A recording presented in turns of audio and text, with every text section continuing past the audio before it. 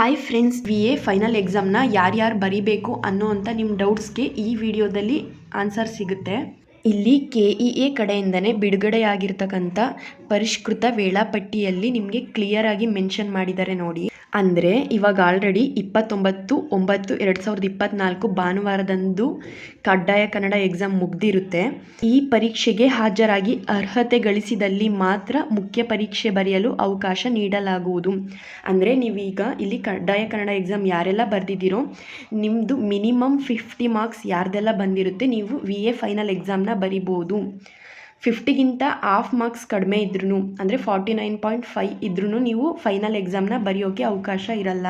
ಇವಾಗಲೇ ನಿಮಗೆ final key ಆನ್ಸರ್ನ ಬಿಟ್ಟಿದ್ದಾರೆ, ನೀವು ಅದರಲ್ಲೇ ಚೆಕ್ ಮಾಡ್ಕೊಂಡಿರ್ತೀರ. 50ಕ್ಕಿಂತ ಯಾರ್ದು ಜಾಸ್ತಿ ಬಂದಿರುತ್ತೆ ನೀವೆಲ್ಲ VA ಫೈನಲ್ ಎಕ್ಸಾಮ್ ಬರಿಬೋದು. 50ಗಿಂತ ಕಡಿಮೆ ಇರೋರು ಎಕ್ಸಾಮ್ನ ಅಟೆಂಡ್ ಮಾಡೋದಕ್ಕೆ ಸಾಧ್ಯ ಇಲ್ಲ. ಹಾಗೆ ಫೈನಲ್ ರಿಸಲ್ಟ್ ಬರುತ್ತಾ ಅಂತ ಕೇಳಿದ್ದೀರಾ. ಎಸ್, ಬರುತ್ತೆ. ಇದೇ ತಿಂಗಳು 15ನೇ ತಾರೀಕು ಒಳಗಡೆ ಬರುವಂತಹ ಸಾಧ್ಯತೆ ಇದೆ.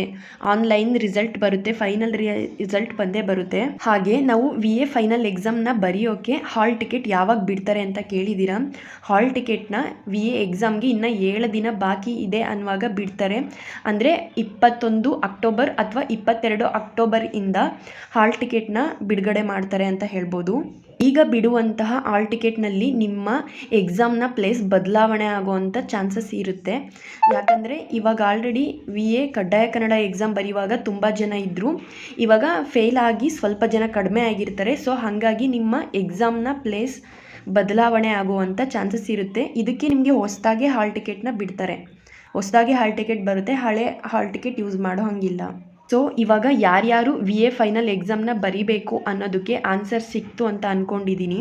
ಆಗ ಇದೇ ತಿಂಗಳು ಅಕ್ಟೋಬರ್ 26ಕ್ಕೆ ಹೊಸದಾಗಿ ಅರ್ಜಿ ಸಲ್ಲಿಸಿದವ್ರಿಗೆ ಕಡ್ಡಾಯ ಕನ್ನಡ ಎಕ್ಸಾಮ್ ಇರುತ್ತೆ. ಇವರು ಅದ್ರ ಮಾರನೇ ದಿನವೇ 27 ಭಾನುವಾರ ಫೈನಲ್ VA ಎಕ್ಸಾಮ್ನ ಬರೆಯೋದಕ್ಕೆ ಅವಕಾಶ ಇರುತ್ತಾ ಅಂತ ಕೇಳಿದ್ದೀರಾ. ಅವತ್ತು ದಿನವೇ ಕೀ ಆನ್ಸರ್ ಬರುತ್ತಾ ಅನ್ನೋಂಥ ಯಾವುದೇ ರೀತಿ ಇನ್ಫಾರ್ಮೇಷನ್ ಇಲ್ಲ, ಅಥವಾ ಅವರು ಸಹ VA ಫೈನಲ್ ಎಕ್ಸಾಮ್ ಬರಿಬೋದಾ ಅನ್ನೋದಕ್ಕೆ ಇಲ್ಲಿ ಯಾವುದೇ ರೀತಿ ಮಾಹಿತಿ ಇಲ್ಲ.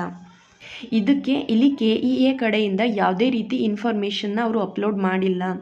ಅದ್ರ ಬಗ್ಗೆ ಯಾವುದೇ ರೀತಿ ಮಾಹಿತಿಯನ್ನು ಅವರು ಇಲ್ಲಿ ಹೇಳಿಲ್ಲ. ಸೊ ಹಾಗಾಗಿ ಇದ್ರ ಬಗ್ಗೆ ಯಾವುದೇ ರೀತಿ ಅಪ್ಡೇಟ್ ಇದ್ದರೂ ನಾನು ನಿಮಗೆ ತಿಳಿಸ್ಕೊಡ್ತೀನಿ. ಹಾಗಾಗಿ ನೀವು ನನ್ನ ಚಾನಲ್ನ ವಾಚ್ ಮಾಡ್ತಾ ಇರಿ.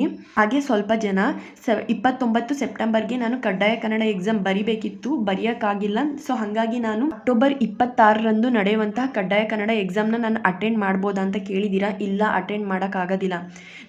ನೀವು ಫಸ್ಟು ಅರ್ಜಿ ಸಲ್ಲಿಸಿದವ್ರಿಗೆ 29 ಸೆಪ್ಟೆಂಬರ್ಗೆ ಇತ್ತು. ಸೊ ಹಾಗಾಗಿ ನಿಮ್ಮದು ಹಾಲ್ ಟಿಕೆಟಲ್ಲಿ ಡೇಟು, ಟೈಮು, ಪ್ಲೇಸ್ ಎಲ್ಲ ಮೆನ್ಷನ್ ಆಗಿರೋದ್ರಿಂದ ನೀವು 29ರಂದೇ ಬರಿಬೇಕಾಗಿತ್ತು. ಅಕ್ಟೋಬರ್ 26ರಂದು ನಡೆಯುವಂತಹ ಕಡ್ಡಾಯ ಕನ್ನಡ ಎಕ್ಸಾಮ್ನಲ್ಲಿ ನಿಮಗೆ ಬರೆಯೋದಕ್ಕೆ ಅವಕಾಶ ಇರಲ್ಲ. ಆಲ್ರೆಡಿ ನಾನು ಈ ಡೌಟ್ ಬಗ್ಗೆ ಒಂದು ವಿಡಿಯೋ ಅಪ್ಲೋಡ್ ಮಾಡಿದ್ದೀನಿ, ಆದರೂ ಇನ್ನೂ ತುಂಬ ಜನಕ್ಕೆ ಈ ಡೌಟ್ ಬಗ್ಗೆ ಕ್ಲಿಯರ್ ಆಗಿಲ್ಲ. ಆ ಡೌಟ್ ಏನಪ್ಪ ಅಂದರೆ, ನಾನು ರಿಜಿಸ್ಟರ್ ನಂಬರು ಕರೆಕ್ಟಾಗಿ ಬರೆದಿದ್ದೀನಿ, ಬಟ್ ಶೇಡ್ ಮಾಡುವಾಗ ತಪ್ಪು ಮಾಡಿದ್ದೀನಿ. ಹಾಗೆ ನಾನು ನೇಮ್ ಬರೆಯುವಾಗ 1 ಲೆಟರ್ನ ಸ್ಮಾಲ್ ಲೆಟರಲ್ಲಿ ಬರೆದಿದ್ದೀನಿ ಅಥವಾ 1 ಲೆಟರ್ನ ಬಿಟ್ಬಿಟ್ಟಿದ್ದೀನಿ. ಹಾಗೆ ನಾನು ಸಿಗ್ನೇಚರ್ನ ರಾಂಗ್ ಆಗಿ ಮಾಡಿದ್ದೀನಿ. ಮತ್ತು ಕ್ವಶನ್ದು ಬುಕ್ಲೆಟ್ ನಂಬರ್ ಬರೆದಿಲ್ಲ, ಮತ್ತು ಬರೆದಿದ್ರೂ ಸಹ ಶೇಡಿಂಗ್ ರಾಂಗ್ ಮಾಡಿದ್ದೀನಿ. ಈ ರೀತಿ ತುಂಬ ಡೌಟ್ಸ್ಗಳನ್ನ ಕೇಳಿದ್ದೀರಾ. ನಂದು ರಿಸಲ್ಟ್ ಬರುತ್ತಾ ಇಲ್ವಾ, ಏನಾಗುತ್ತೆ ಅಂತ. ಎಸ್, ನಿಮ್ಮದು ರಿಸಲ್ಟ್ ಬರಲ್ಲ, ಬರುವಂಥ ಸಾಧ್ಯತೆ ತುಂಬ ಕಡಿಮೆ ಇರುತ್ತೆ. ನೀವು OMR ಶೀಟ್ನಲ್ಲಿ ನಿಮ್ಮ ಎಲ್ಲ ಇನ್ಫಾರ್ಮೇಷನ್ನು ಸಹ ಕಂಪ್ಲೀಟಾಗಿ ಸರಿಯಾದ ರೀತಿಯಲ್ಲೇ ನೀವು ಫಿಲ್ ಮಾಡಿರಬೇಕಾಗತ್ತೆ.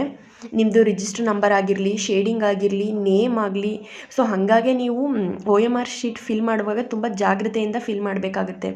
ನೀವು ಈ ರೀತಿ ಮಿಸ್ಟೇಕ್ಸ್ಗಳನ್ನ ಮಾಡಿದ್ದೀರಾ ಅಂದರೆ ನಿಮ್ಮದು ರಿಸಲ್ಟ್ ಬರುವಂಥ ಸಾಧ್ಯತೆ ತುಂಬ ಕಡಿಮೆ ಇರುತ್ತೆ, ಬರಲ್ಲ ಅಂತಲೇ ಹೇಳ್ಬೋದು. ಈ ಡೌಟ್ಗೆ ನಿಮಗೆ ಆನ್ಸರ್ ಸಿಕ್ಕಿದೆ ಅಂತ ಅಂದ್ಕೊಂಡಿದ್ದೀನಿ. ಫೈನಲ್ ರಿಸಲ್ಟ್, ಈ ಕಡ್ಡಾಯ ಕನ್ನಡ ಎಕ್ಸಾಮ್ದು ಫೈನಲ್ ರಿಸಲ್ಟ್ ಯಾವಾಗ ಬರುತ್ತೆ ಅಂತ ಕೇಳಿದ್ದೀರಾ. ಇದೇ ತಿಂಗಳು 15ನೇ ತಾರೀಕು ಒಳಗಡೆ ಬರುವಂಥ ಸಾಧ್ಯತೆ ಹೆಚ್ಚಿದೆ ಅಂತ ಹೇಳ್ಬೋದು. ನಿಮಗೆ ಇನ್ನಷ್ಟು ಏನಾದರೂ ಡೌಟ್ಸ್ ಇದ್ದರೆ ಕಾಮೆಂಟ್ ಮಾಡಿ, ನಾನು ರಿಪ್ಲೈ ಮಾಡ್ತೀನಿ. ಓಕೆ, ಈ ವಿಡಿಯೋ ನಿಮಗೆ ಇಷ್ಟ ಆಗಿದರೆ, ಯೂಸ್ ಆಗಿದರೆ ಮಾತ್ರ ಒಂದೇ ಒಂದು ಲೈಕ್ ಮಾಡಿ. ಹಾಗೆ ಯಾರಿನ್ನೂ ನನ್ನ ಚಾನಲ್ನ ಸಬ್ಸ್ಕ್ರೈಬ್ ಮಾಡದೆ ನೋಡ್ತಿದ್ದೀರಾ, ಪ್ಲೀಸ್ ಸಬ್ಸ್ಕ್ರೈಬ್ ಮಾಡಿ.